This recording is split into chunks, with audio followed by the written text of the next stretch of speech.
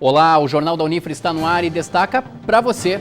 O dólar acumula altas consecutivas e faz o real desvalorizar mais de 25% só em 2015. A gente explica este momento delicado da economia brasileira e ouve a opinião das pessoas sobre como elas sentem a relação dos preços ao consumidor. Como foi a recepção do Centro Universitário Franciscano aos novos acadêmicos. O Jornal da Unifra vai trazer ainda o esporte com a preparação da dupla regional para a Copa FGF Sub-19 e uma análise sobre a participação brasileira nos Jogos Pan-Americanos de Toronto.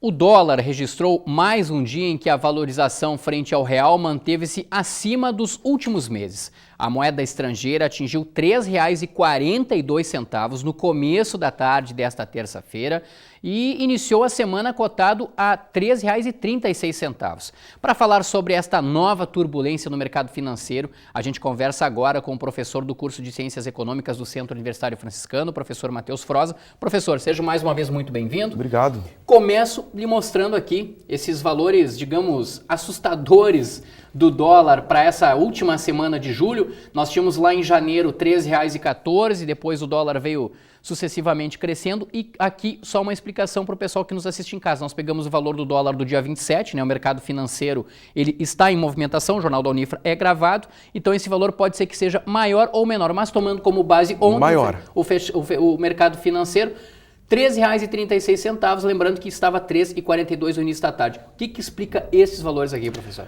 Na verdade, a explicação parece por três fenômenos, em parte. Primeiramente, a questão da Europa, a questão da crise da Grécia.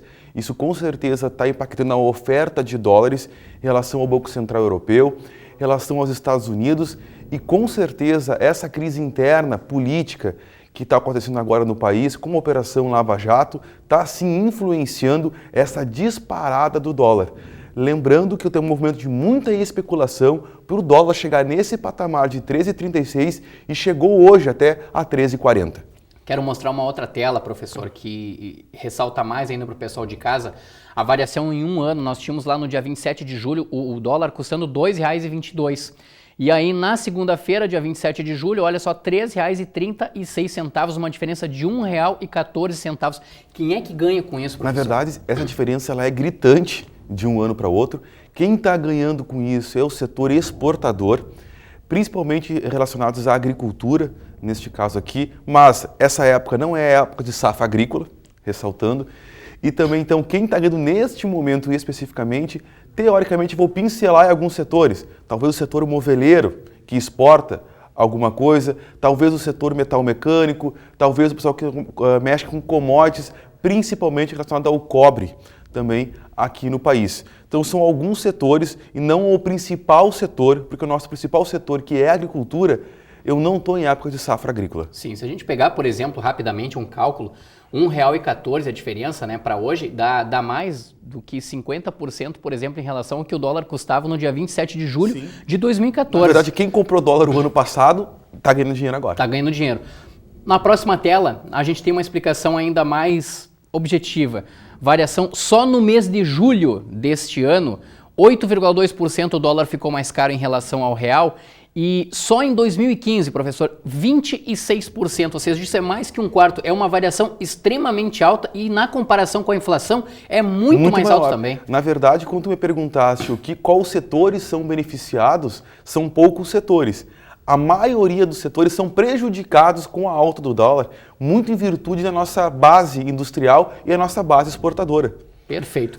A gente foi às ruas também, professor, para dar uma ouvida, uma olhada, para saber como é que as pessoas estão reagindo a este valor alarmante do dólar. Então a gente aproveitou para ouvir as pessoas nas ruas na manhã desta terça-feira.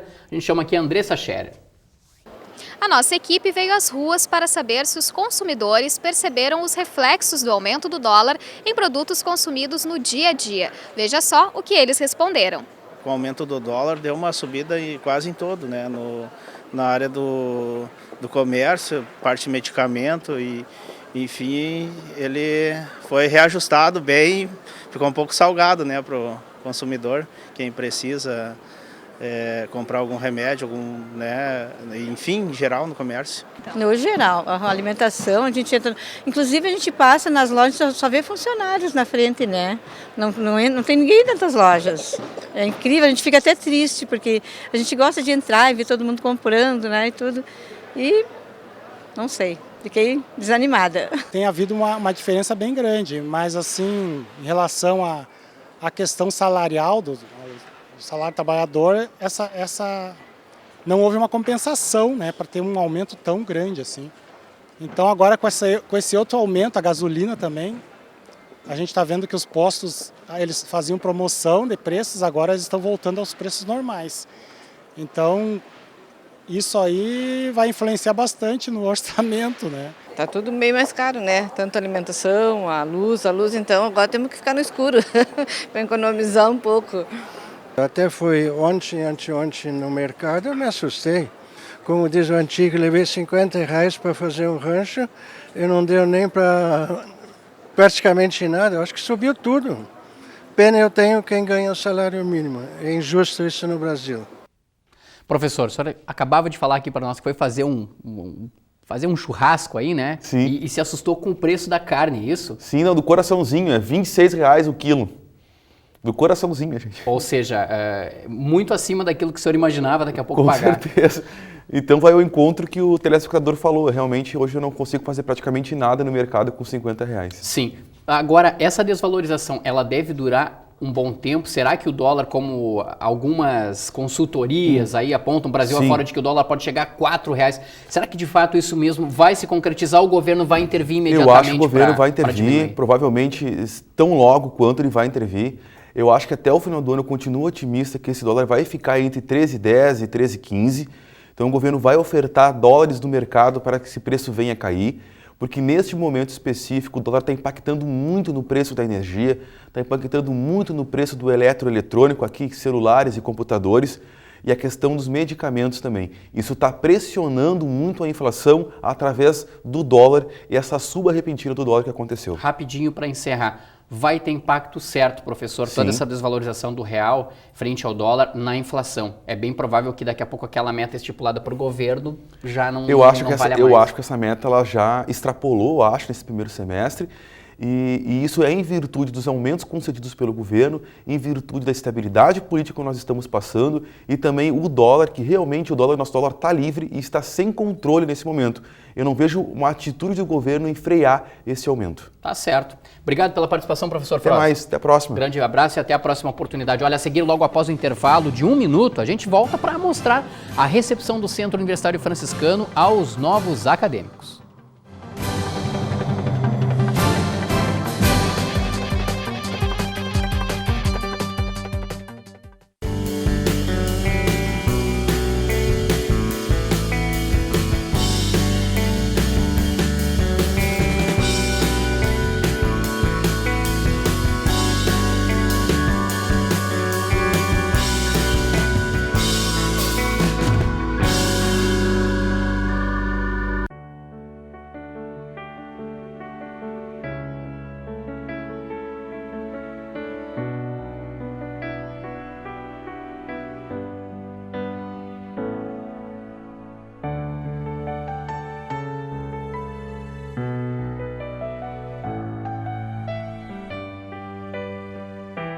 ONG Parceiros Voluntários de Santa Maria, 6º andar do prédio da Cassisme.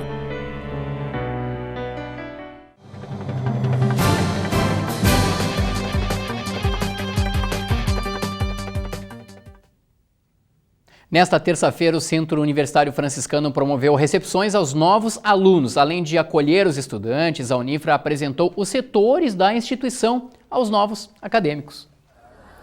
Para os calouros, o primeiro dia de aula é sinônimo de novidade, principalmente para quem vem de outras cidades. Adriano, por exemplo, mora em Agudo e agora virá todos os dias a Santa Maria para cursar enfermagem no Centro Universitário Franciscano. A gente entra perdido, assim, a gente não sabe muito sobre a universidade em si. A universidade é grande. Assim como Adriano, muitos outros estudantes podem se sentir um pouco perdidos nos primeiros dias de aula. Pensando nisso, a instituição organizou uma recepção para apresentar aos alunos setores como a Central de Atendimento ao Estudante, a Divisão Especial de Registro e Controle Acadêmico, a DERCA, a Biblioteca, entre outros departamentos, que são fundamentais durante a rotina acadêmica. Familiarizá-los com a instituição, com os espaços institucionais e com os processos, desde encaminhamento de documentação até a questão de emitir segundas vias de boleto, fazer sua própria matrícula, que no primeiro momento, após o processo seletivo, nós fizemos a primeira matrícula. Já no próximo semestre, eles precisam fazer. Então, eles precisam conhecer, pelo menos, a estrutura mínima de funcionamento administrativo.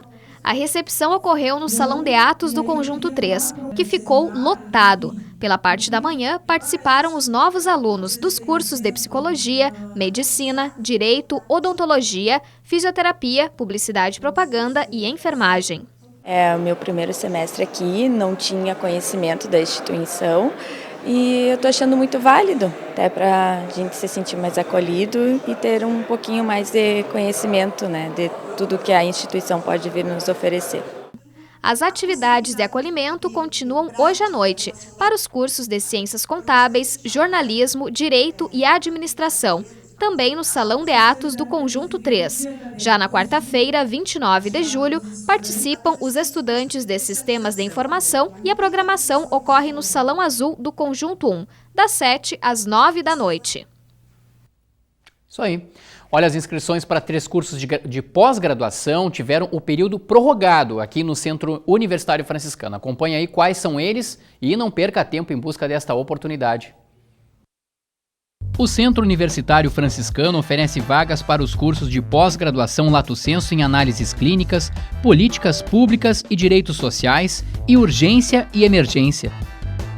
A taxa de inscrição custa R$ 70 e os candidatos têm até o dia 3 de agosto para realizar a inscrição no site unifra.br no link Editais. Os documentos exigidos também estão no edital publicado pela Pró-Reitoria de Pós-Graduação, Pesquisa e Extensão do Centro Universitário Franciscano. As aulas têm início previsto para o dia 7 de agosto. A seguir tem o esporte com uma avaliação da participação brasileira nos Jogos Pan-Americanos e também a preparação da dupla regional antes da estreia na Copa FGF Sub-19. Antes, claro, você acompanha a previsão do tempo para esta quarta-feira.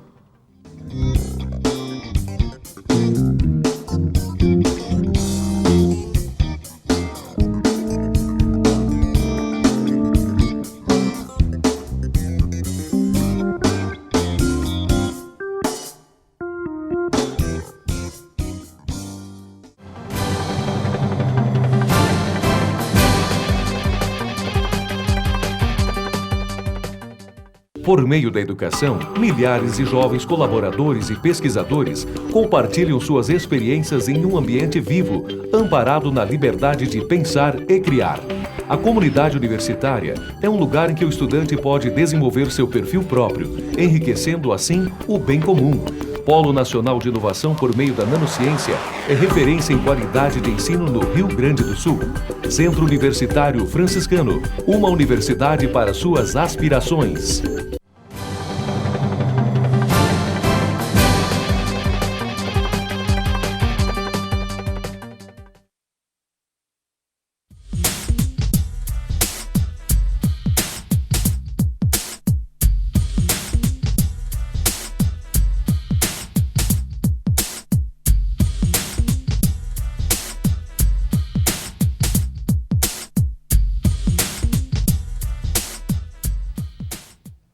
No próximo fim de semana, a dupla regional estreia na Copa FGF Sub-19, torneio que vai reunir equipes com atletas que têm até 19 anos. O José Quintana Júnior aproveitou a participação dos técnicos das duas equipes no Central do Esporte e conversou com eles sobre a preparação de cada time. Olá, Quintana! Olá, Jareta. Temos clássico Rio-Now hoje no Jornal da Unifra. Na verdade, fora dos gramados, aqui conosco Lucas Fossati, Feliciano Correia, os treinadores das equipes sub-19 da dupla Rio-Now. E eu começo pelo Internacional, a preferência porque o Internacional joga primeiro nessa estreia da competição, no sábado, diante do São Luís. Lucas, quais são as adversidades, os desafios dessa competição? Que a gente sabe que mais importante que o resultado, como a gente conversou há pouco no Central do Esporte, é a formação dos jogadores. Boa noite a todos. A maior dificuldade é a questão do equilíbrio da chave e das equipes. São clássicos, o que é bom para a formação do jogador. Você só tem jogos, você não tem nenhum jogo assim que vai dizer assim, tá ganho o jogo. Todos eles são clássicos e para a evolução do jogador isso é bom, mas traz uma dificuldade para a competição em termos de classificação e isso mostra que a gente tem que trabalhar muito, mas muito mesmo e a cada jogo respeitar os adversários e jogar como se fosse a última chance para a gente tentar pontuar e buscar essa classificação. Feliciano, o que tu espera dessa competição? Nesse trabalho de formação de jogadores, essa temporada, por exemplo, teve o Darling, que foi um grande destaque do time lateral direito. O que se espera em termos de desempenho, mas principalmente em revelação de jogadores para a temporada 2016? Olha, a gente espera o máximo possível, né? A ideia do clube é revelar no mínimo 15 atletas aí para fazer parte do elenco profissional 2016. Então a gente está lapidando bem a gurizada aí para que a gente tenha um grupo forte, faça uma excelente competição aí e consiga aprimorar todos os fundamentos técnicos, táticos, para que esses atletas cheguem prontos no profissional. Agora, a gente não pode deixar de aproveitar a oportunidade dos dois, porque a gente viu durante o Central do Esporte, principalmente fora do ar, que eles são muito amigos, eles são bem parceiros, rola aquelas piadas, provocações de futebol. E o último clássico, o Rio-Now, o Lucas Fossati, muito amigo do Feliciano, goleou o Rio Grandense por 4-0 no estádio dos Eucaliptos. E o próximo jogo, o próximo Rio-Now, agora pela Copa Sub-19, é no Presidente Vargas. O Feliciano vem com tudo para esse clássico, hein, Fossati? Não, mas ele vai cobrar essa conta só o ano que vem, não agora. Deixa assim, porque o resultado desse Rio-Now foi atípico, existiram várias situações a meu favor, porque foi uma troca de comando no Inter e isso motiva os jogadores, segundo, o Feliciano veio de um jogo na quinta-feira extremamente duro contra o Guarani, onde jogou muito bem, era para ter ganho o jogo já no primeiro tempo. E eu tive a semana inteira para trabalhar e o Feliciano para o Rio-Now teve no máximo um treino. Então isso dificulta para um treinador. E o resultado, nós vamos jogar mais 10 Rio-Naus e o Rio Grandense vai ganhar 5, o Inter vai ganhar 5, o Rio Grandense vai ganhar 4, o Inter 4, vai empatar 2, mas no ganhar não vai ser esses resultados. Isso é uma coisa que acontece muito raramente e foi uma situação esporádica. Agora eu espero que não venha com tudo nesse Rio-Now aí, deixa pro ano que vem aí, esse ano vamos maneirar, porque o time dele é qualificado, está muito bem treinado por ele. Hoje eu acho que eles são os favoritos por esse conjunto de coisas e a gente vai tentar trabalhar para...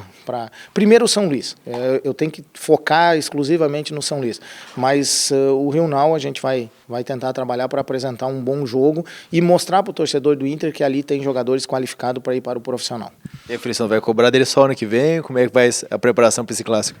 A gente sabe que as equipes treinadas pelo Lucas aí é osso duro de roelho, um treinador extremamente competente, competitivo, mostrou isso na base, mostrou isso no profissional agora, então a gente sabe que a nossa tarefa é árdua aí, mas que a exigência da nossa equipe será muito maior em relação a esse clássico. Maravilha. Obrigado ao Feliciano. Obrigado. Queria falar mais um pouquinho? Eu podia ter uns 2 ou 3 expulsos domingo, não teria problema nenhum. Já tá dando uma secadinha no próximo jogo do Feliciano, mas o mais bacana é justamente esse espírito de amizade que eles têm, que não é só no ar não, fora do ar é ainda mais engraçada a conversa dos dois, essa parceria. O que a gente mais espera é que o futebol também tenha esse clima de festa, esse clima de amizade dos dois. Voltamos contigo, Jareta. Valeu, Quintana. Muito legal mesmo esse bate-papo, hein? Olha, os Jogos Pan-Americanos de Toronto, no Canadá, terminaram com o Brasil entre os primeiros colocados no quadro de medalhas. E é hora da gente analisar a participação brasileira nesta competição. E quem traz ela é o professor Gilson Piber. Diga lá, professor Gilson. Rogério, o Brasil atingiu um dos objetivos que o Comitê Olímpico Brasileiro desejava durante os Jogos Pan-Americanos de Toronto, no Canadá. Repetiu o número de medalhas conquistadas em Guadalajara, 141 medalhas, sendo que 7 a menos de ouro, 5 a mais de prata e 2 a mais de bronze. O destaque brasileiro foi o judô conquistou 13 medalhas, a natação conquistou 26 medalhas, o karatê conquistou 5 medalhas, a canoagem de velocidade 9 medalhas, a canoagem slalom 5 medalhas e o tênis de mesa 7 medalhas. Né? Por aí vão alguns destaques, então, do Brasil no PAN do Canadá. A lamentar a decepção no atletismo. O Brasil conquistou apenas uma medalha de ouro com a Júlia dos Santos nos 5.000 metros. Levou 80 atletas e, no total, obteve apenas 13 medalhas. O Brasil, que não vai bem no atletismo, não conquistou medalha na Olimpíada de Londres em 2012 e nem no Mundial de Atletismo em 2013. Então é preciso rever essa dinâmica de trabalho aí no atletismo brasileiro.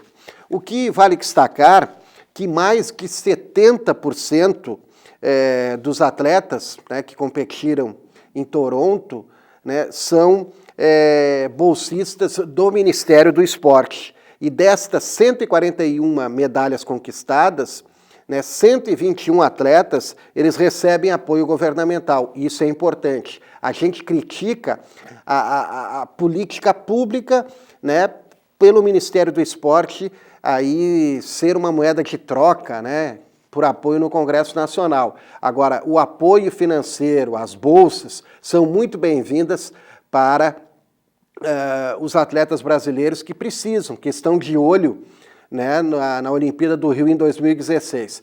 O superintendente do COB, o Marcos Vinícius Freire, tem uma expectativa aí que o Brasil conquiste no ano que vem, no Rio de Janeiro, entre 23 e 24 medalhas. Quem viver, verá. Grande abraço, Rogério. Valeu, professor Gilson Piber, muito obrigado por esta análise. O Jornal da Unifra fica por aqui, você também pode conferir a nossa programação no nosso canal do YouTube, o Unifra Online. Aproveita e acessa lá. Um grande abraço a todos, até mais.